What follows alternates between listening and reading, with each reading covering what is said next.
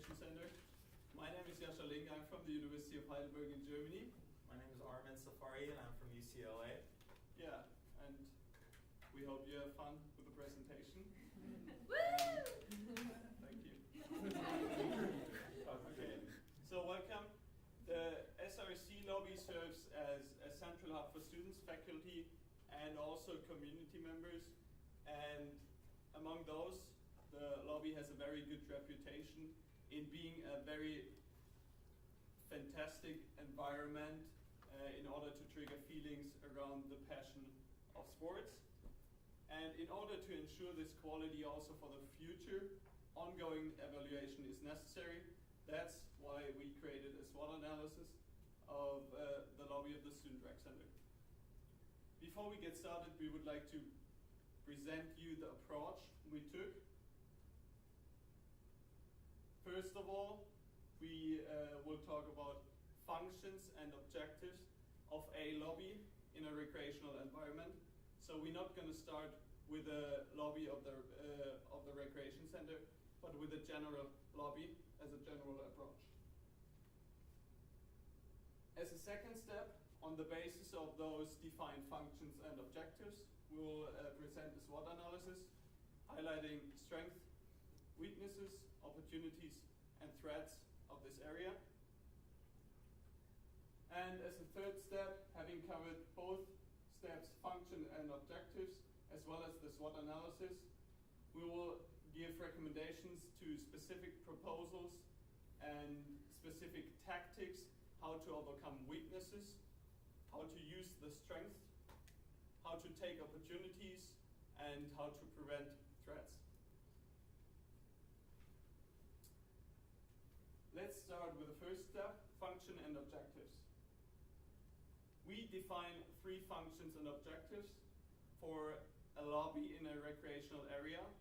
First of all, it should be representative of an all-inclusive and recreational environment. This means if you go into the lobby of a rec center, you should feel the passion of sports. You have to be surrounded by sports. Plus, it has to be an all-inclusive environment, so everybody should be invited.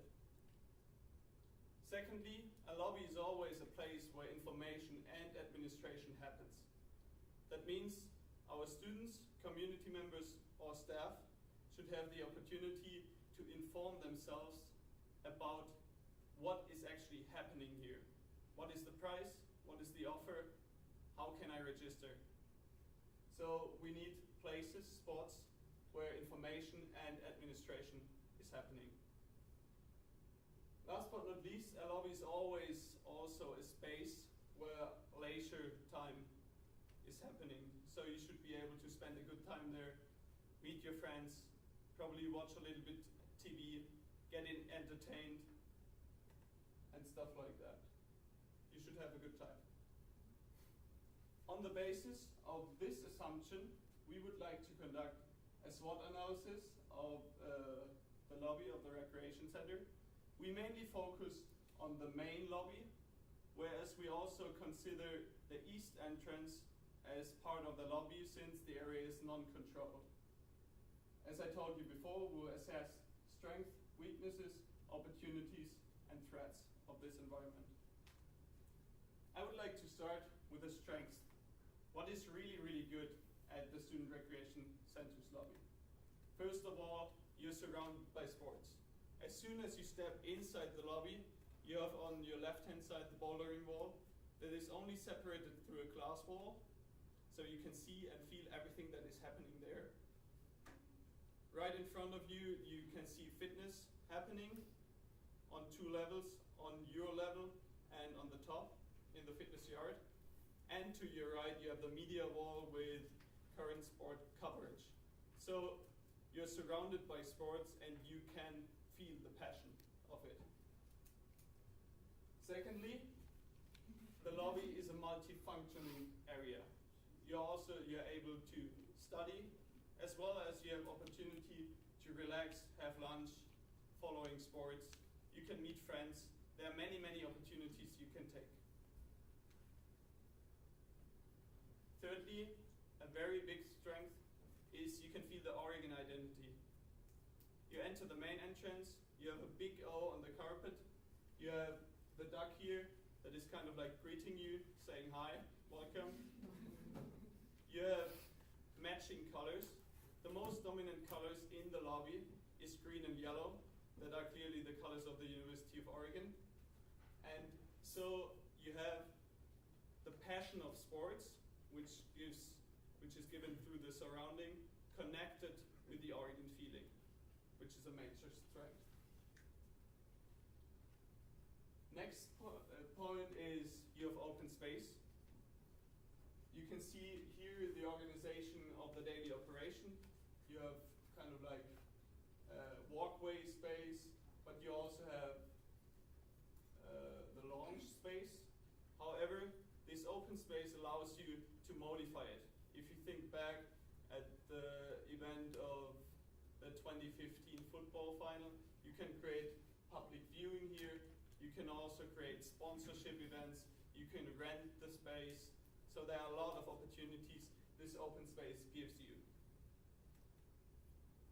Last but not least, we think the fact that you have multiple entrances is a strength with regard to security issues.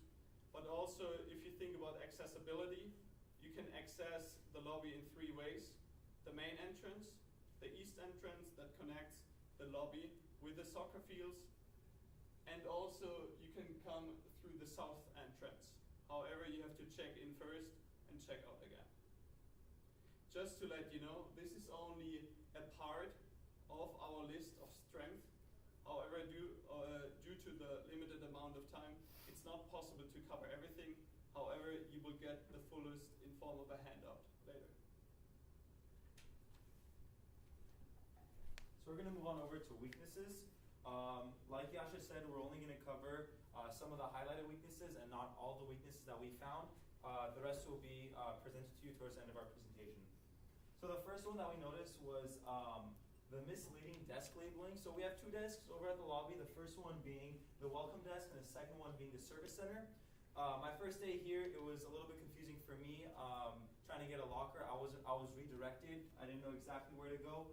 And I actually saw that throughout my 1 week here, we're on our 7th day here, there's actually been a few instances where we've seen some patrons going to the wrong desk for either a day pass or membership or anything locker related and having to be redirected. So something as simple as renaming the desk can definitely lower the congestion due to redirecting. Next important one that we noticed is that the front desks are missing a silent alarm. Anytime a desk handles cash, we feel like it's crucial for that desk to have a silent alarm. The lobby being the open space that it is, it's accessible to anyone, also means that it's vulnerable to high pressure situations, whether it's a situation like an active shooter, any sort of a theft or a burglary, whatever it may be, something like a silent alarm that can directly notify authorities for any sort of emergency without causing too much attention, we feel like is something that's crucial and necessary in the lobby. Next, we have an abundance of gate traffic. We haven't seen too much gate traffic here right now since it is the summer term, but in the beginning of each quarter, we've realized that, or from speaking with employees, we realized that the gate traffic can actually be pretty high. So one thing that we noticed that we wanted to tackle specifically was if you put in your ID number into the hand scanner and your letter off, instead of a 1, you put in a 2, it'll prompt you to go see an attendant. So something as simple as reprogramming that message to read, please try again, can definitely lessen the congestion at the access desk or the service center, welcome desk, excuse me. Next we have the positioning of this specific skateboard rack. So let's say a patient was to come into the facility and rent out a lock from the equipment checkout. They would need to enter the facility, go to equipment checkout to get a day lock, come back out, lock their skateboard, and then re-enter the facility. We feel like that's just a little bit of too much unnecessary movement. So something as simple as replacing this specific skateboard rack, which is to the right of the rock wall, to the inside of the facility, either near the equipment checkout desk or near the skateboard rack next to the employee lounge, would definitely create a little less traffic, since from the week that we've been here, we haven't seen too many skateboards on this one, and we've seen a good amount on the one on the inside of the facility. Next, we notice that there's no weather information anywhere in the lobby. So on our media wall, we have the center displaying ESPN or whatever live feed that we may have of the game, and on 2 side panels, we have changing either promotions, upcoming events from our marketing team. So if we cycle in a 7-day, 3-day forecast, or even today's weather in that cycle on the side panels, we feel like it would definitely help with 2 specific reasons. First being for our patrons to see what the weather is, the forecast for the next few days. And the second, for personal training purposes. We actually spoke with a personal trainer here at the Recreation Center, and they told us that they would love to see some sort of weather indicator, whether it's a thermostat at the front desk or some sort of weather here displayed on the media wall, just so that they don't need to take their client outside to check the weather. They can easily look up at the screen and check the weather for today, tomorrow, and future appointments. Next, in this day and age where we live with only technology, we need to charge our devices, our phones, and our laptops. We notice that there aren't too many, or there actually aren't any charging stations in the lobby. Something as simple as sticking out a few wires from the middle of a table will definitely help out, or definitely be a little more pleasing and welcoming for a guest sitting in the lobby doing some homework, as opposed to the outlets on the wall. Next, we're going to go on over to our opportunities. The first opportunity that we identified was club sport recruiting. We have here club sport recruiting, but it really can be any sort of recruitment that follows policies within the recreation department. So the reason that we chose club sports is because if we have a club sports tabling in the lobby area, then they'll have good exposure of traffic to students coming in and out of the facility. Students who like to see fitness as a way of life, that's a good bypass for them. So by having club sports recruiting in the lobby, that's beneficial for 2 parties, not only club sports, but because it can be recruiting, but also for recreation because it can generate revenue by renting out a specific area of the lobby. Next, we have temporary sponsorship events. I remember Tiffany was telling us that we are actually partnered with Pepsi. So Pepsi, one of the Pepsi sister brands is Gatorade. So a little sponsorship event in the lobby, having a little Gatorade stand somewhere in the corner of the lobby where we can pass out free samples to our guests leaving the facility or entering the facility, we feel like can definitely help in 3 aspects. First, our patrons, where they'll have free samples. Second, Gatorade, where they can get exposure to a larger customer base. And third, for the Recreation Center, again, for creating revenue, generating revenue. Next, we have cycling out to Oregon O. So we noticed, especially after speaking with Al, that the Oregon O is an amazing prop to have in the lobby.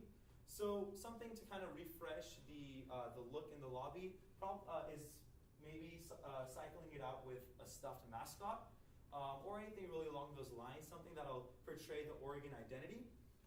And it's something that can be switched either every quarter or every 6 months, something just to give a little more lively feel to the lobby, to the entrance of the facility. Next, we have a motivational and rewarding quote vinyled onto the pillar as you walk into the facility. We found this very convenient since the duck is pointing up to nothing. So we went ahead and photoshopped the Steve Prefontaine quote into it, and it reads, "Don't be afraid to give up on the good and go for the great."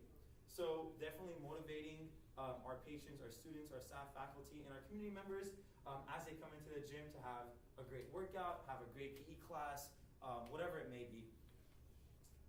Next one would be kind of a rewarding quote as they leave the facility, reading, do it again. And obviously these are just examples, so they can be changed or replaced with any other quote, but we found that by motivating and by rewarding our patrons and our guests, it's more of an opening. It's kind of like come back with we have our arms open. Excuse me. So a little more welcoming and friendly environment for our patrons. So next we're going to go on to threats. We, being the open space that we are vulnerable to high pressure situations, like I said before. This is actually a real statistic that we pulled from the internet of active shooters in a 13-year time span. As scary as it may seem, this is the reality that that spaces like the lobby are vulnerable to high pressure situations. So that's definitely a threat, being an external threat to our facility. Another one is new buildings such as the EMU can definitely lower foot traffic in the facility. Our facility is a beautiful, brand new facility, and the lobby is used for, like Jascha had said, for leisureful activities, for homework, for lunch, whatever it may be. But now with the opening of this brand new building, this may take some of our foot traffic in the lobby, since we're tackling the lobby specifically. Of course, we will still have our regulars who come in and work out, but specifically targeting the lobby. So we're going to go on over to our first set of proposals and solutions. Like we said, this is only a limited and highlighted amount. Everything else we pass out to you guys. So the first one, like I said earlier, is renaming the service center desk. Something that'll be a little more clearly defined as to what each desk provides. Another one, silent alarm, like we mentioned earlier. Placing a restroom sign near the service center desk. So this actually happened to me 2 times. I was speaking with someone at the service center, or I was actually printing out these handouts that we're going to give to you in a little bit, and we had patrons, guests, non-patrons, come up to the service center and ask if we had a public restroom, and they needed to be redirected right around the corner down the hallway. So something as simple as putting a little placard, a sign sticking out of the wall, public restroom, will definitely lessen the congestion at the service center desk. Next, like I said, the turnstile, when you put your hand in or put the wrong number in, something like prompting it to read, please try again, as opposed to please visit membership desk, can definitely lessen the amount of traffic at the access desk or at the welcome desk. Displaying weather information on the media wall. Utilizing speakers to full potential. So we realize that the speakers right around the media wall aren't always utilized to its full extent. Sometimes it's on, sometimes it's off, depending on the FOS. From what I understand, it depends on the FOS that's currently on at that time. So by creating a consistent policy on whatever it may be, whether it's music or sports or whatever it may be, we feel like we can definitely utilize it to its full potential. Next, we have the implement of passback violation via Fusion. For those of you that don't know what passback violation is if you scan in your card and the gate grants you access, then for X amount of time, let's say for 10 minutes, your card won't open up the gate again because it's a passback violation. So the way that the front desk handles passback violations is by physically keeping an eye out for students, either handing their card to a friend that's not a guest to come into the facility, but by implementing passback violation via Fusion, so having the turnstiles not open up a second time if you scan in again, can definitely lessen the number of non-sponsored events, non-sponsored guests coming into the facility, which is also a safety issue. Next is to ensure that the service center and access desks are properly staffed to avoid unnecessary confusion and redirecting among patrons.